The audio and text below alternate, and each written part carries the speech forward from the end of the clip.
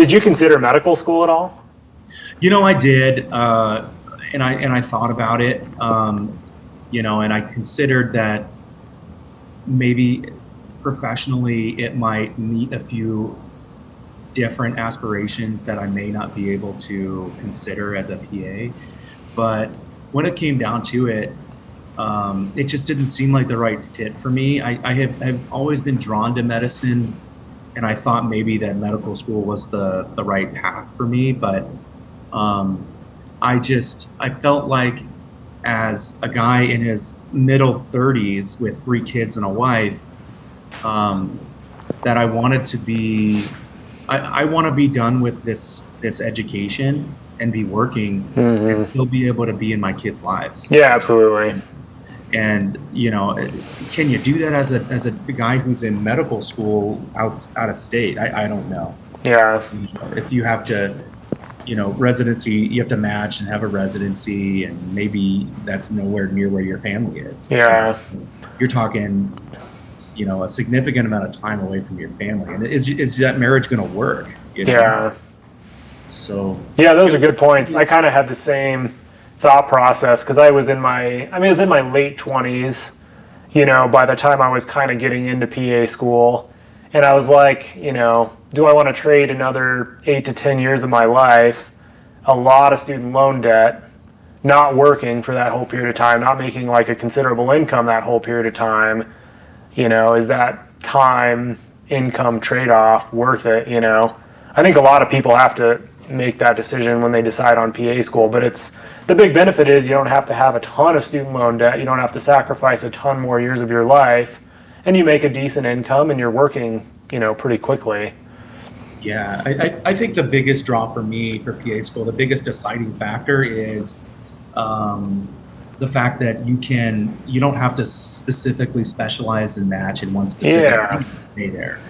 And because I've talked to physicians who have expressed to me that, if you don't like where you're at, you're stuck. Like you just, you could go back and like board certify in something else, but I mean, like, you got to pay for that. You got to put the time in, and it's just much harder to do. As a PA, you can laterally, move into your interests. Certainly not simply. It's not seamlessly, but certainly easier than if you were a doctor. Oh yeah, absolutely. No, that's a great point. That is a big consideration people should think about. Because if you get into some specialty and find out you absolutely hate it, especially as a doc, hopefully you have some indication of that when you're in med school and you're kind of getting your experience and stuff, but definitely a lot easier as a PA to make a transition if you want to. Because maybe you decide that after 5 or 10 years. You still have that ability, though. If you decide after 5 or 10 years to switch specialties, you can, and it's not a horrible process to do that. What is the biggest struggle that you've had in PA school? For me, it might be unique because there's 2 things that have been the hardest thing for me. Transitioning from working full-time to just being in a classroom all day, every day, and then studying till about midnight and having that be my day. It's been a little bit of transition. I got used to working every day. I got used to going to work, coming home, and doing, what I needed to do for my family. So my day-to-day schedule changed quite a bit, and then that was just a transition, and it was hard, but it wasn't like earth-shattering. The hardest thing for me has been being away from my family. And it did have to change. My priorities had to change quite a bit because my kids are young and my wife needs me, right? And I'm just not there. Not because I don't want to be there, not because I don't want to be a father or a husband, but this is the sacrifice that my wife and I agreed was worth taking. And unfortunately, she has to pretty much be a single mother for 2 years, over 2. And I'm missing birthdays and missing some milestones. Has been hard. My son Jackson, he's 4. I missed his birthday, and I'm going to miss another birthday. And so you can argue that he's going to spend half of his life, by the time I'm done with this, half of his life was with me in school and away. And, so he knows me through the phone. And then my daughter, she's prepubescent, right? And, the struggles that come with that socially, she might need her dad, I mean, I'm there for her when I'm available and I'm on the phone, but it's not the same. Yeah. That's a huge sacrifice for sure. Yeah. And for my wife too. I mean, like she just doesn't get a break, right? I mean, she just, it's always her, and it's, it's one income. It's, childcare is insane for 3 kids. Yeah. Years that you and her have to work. I mean, it's just, you start every month, $5,000 in the hole with just childcare and rent. Yeah. You start throwing bills and car payments and extracurriculars. It's a considerable amount of money. And when I'm not making money, and not being able to provide for my family, it's hard. Yeah. That's the hardest thing for me. I don't know if it might be, but it's definitely my struggle. Yeah, that's huge. Yeah, fortunately, when I was in, I didn't have any kids at the time. We actually just had our second kid. Oh, congratulations, man. Thanks. But yeah, we didn't have any kids at the time, so it was quite a bit easier. And of course, my hardest thing was commuting to Denver, which sucked. But gosh, being in a whole different state, I mean, that's a big sacrifice. But hopefully, it's going to pay off here in a year and some change when you're graduating, and you can move back home and make a big income for your kids, and then have a really good work-life balance, and make up that time with your kids, I mean, that's what it's all about, right? That's what we're working towards. And, I don't set the long-term goals for me. To survive in PA schools, I've had to set short-term goals, So every unit I'm in, it's what's coming up next. Yeah. You never get lost in that moment, because it becomes overwhelming. You look at all the things that you have to do, and it's just a lot. So many hoops that you have to jump through. Yeah, and for me, I have to make it simple, and I have to look at achieving those short-term goals first.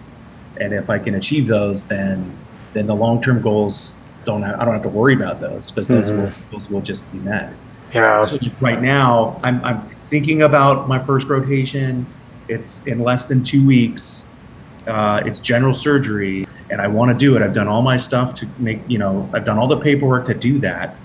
But, I still have to pass cumulative and summative exams before I'm allowed to do it, right? Yeah. So, you still have to study. There's still things that you have to do. They're not just going to let you do it if you don't perform well on exams. Yeah.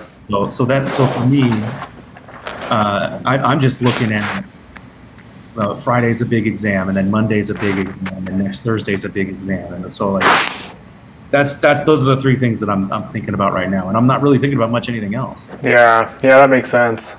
I remember there's so much testing. I mean, weekly in PA school, it's like you're constantly preparing for something. As soon as you finish one test, you're preparing for the next one because it's coming in a week, or there's just so much that they put you through.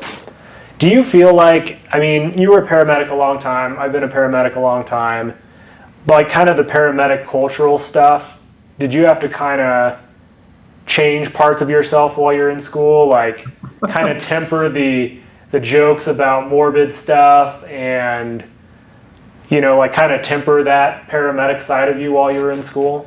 Oh yeah, without a doubt. I mean, you and I both know the conversations that happen in the front seat of an ambulance with closed doors and raised windows can get a little dark, and I know that it's a coping mechanism, and I know that that sense of humor is also potentially a testament of the culture that you're in, right? I mean, like, it may not be everywhere, but you and I came from pretty much the same place, so I kind of understand exactly where you're coming from, and frankly, there's a lot of people who don't resonate with that. They don't understand that type of humor.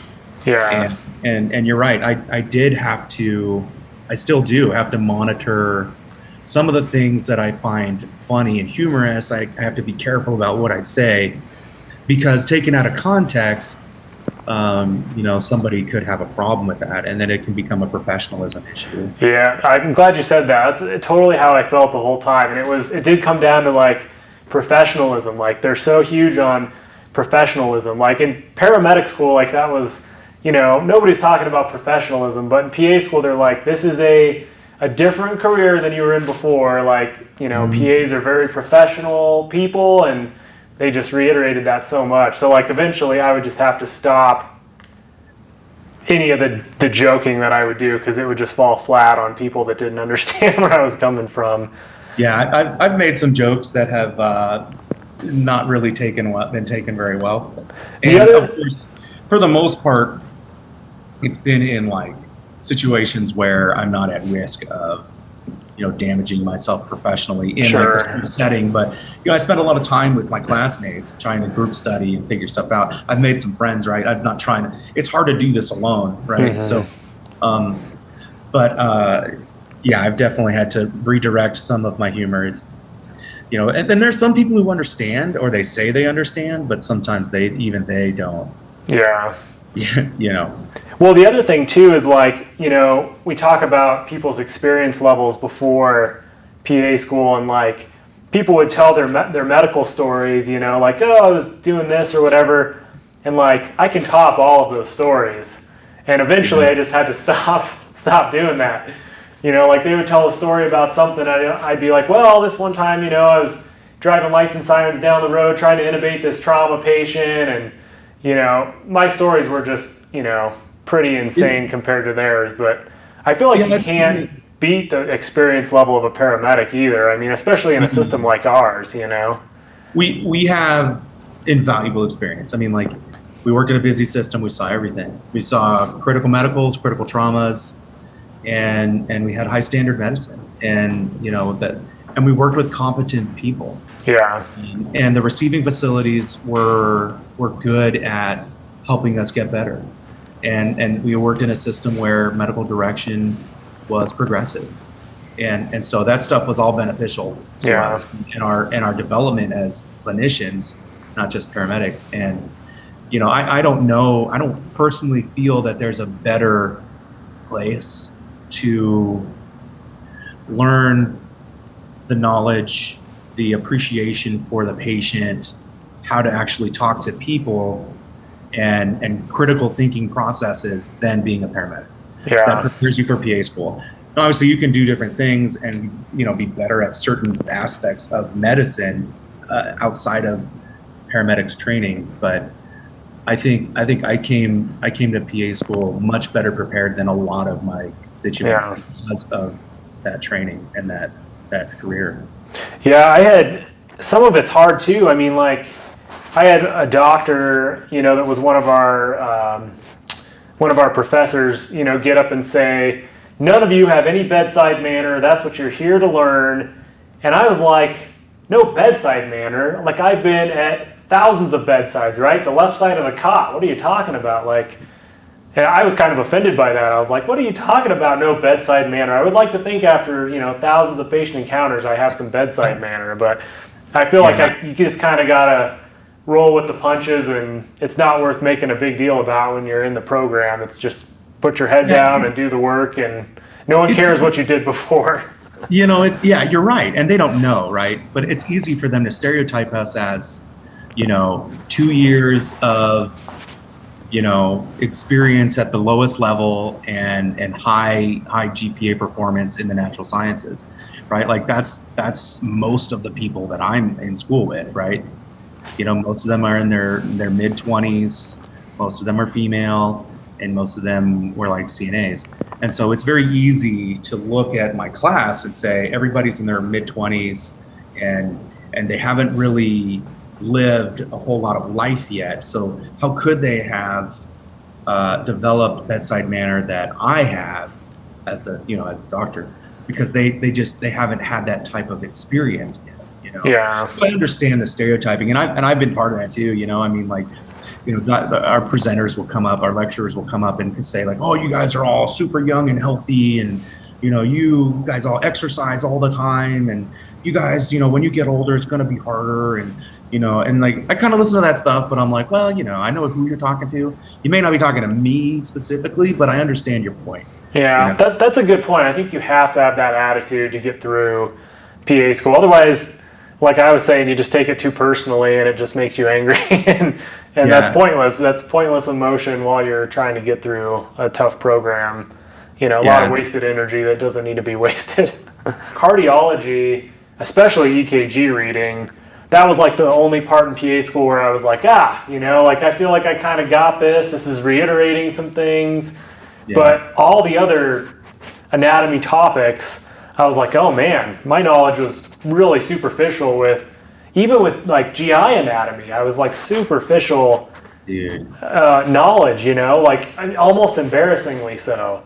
But it's like, but you don't need it as a paramedic, like I just kind of care if their abdomen's tender. I don't really care what organs are under that particular area, because what does it matter to me? They have abdominal pain. They're going to the hospital. Give them some pain meds and some Zofran. It doesn't really matter versus if you're considering, what surgeries could this patient need and what do they need in a workup, you actually care what organs are under those areas that you're pushing on. Because I think it's kind of part of the paramedic culture to be pretty cocky, right? And to act like you know everything. And I think that's for a reason. I think paramedics kind of need to have that mentality, because when you're on a scene and everything's going crazy, nobody's taking the lead, somebody's dying, you need somebody that can be cocky and, for better or for worse, make a plan, stick to it, or a plan's not going to take place and a patient's going to die. So, you kind of have to have that mentality, I think, as a paramedic, is you kind of have to act like you know it all, even if you don't feel like you really do, to get a plan together, or else your inaction is going to result in patient harm. And I think indecisive paramedic's a dangerous one. Yeah, exactly. And so I think they kind of like hammer that into you, like, you got to make a decision for better or for worse. You got to make a plan. And I think PA you better be right. Exactly. Yeah. And then you go through PA school and it's like, my program, 27 months of them beating into me. You don't know anything. Here's all the stuff that you don't know. Yeah. We're going to kind of give you a glimpse of all of it, and you're still going to get out of school having a ton of learning to do. But it humbles you, I think, especially as a paramedic, to realize how much you don't know. Because I think paramedicine's kind of unique in that you think you have a really complete picture of medicine when it's, it is just the tip of the iceberg. And even being a PA is just the tip of the iceberg, you have to really understand how much you don't know. And that was something the PA school just hammered into me over and over again. I felt like I kind of achieved that enlightenment step before PA school. I learned a long time ago that the more you know you don't know. Mm-hmm. And I feel like that's not appreciated in paramedics. That's not appreciated as a brand new paramedic.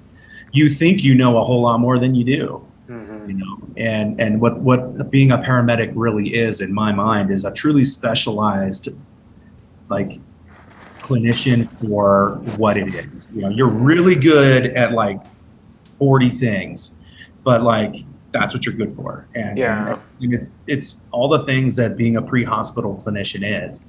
And you really have to be really good at those things, because if you make big mistakes, make bad decisions, it can be life-changing for people. And so, but like the PA process is certainly different. You definitely have to think deeper than the surface that is the paramedicine stuff. But I think that also, like, it also makes you an asset when it comes to the critical thinking and looking at the emergency medicine type stuff that a lot of people who come to PA school are afraid of.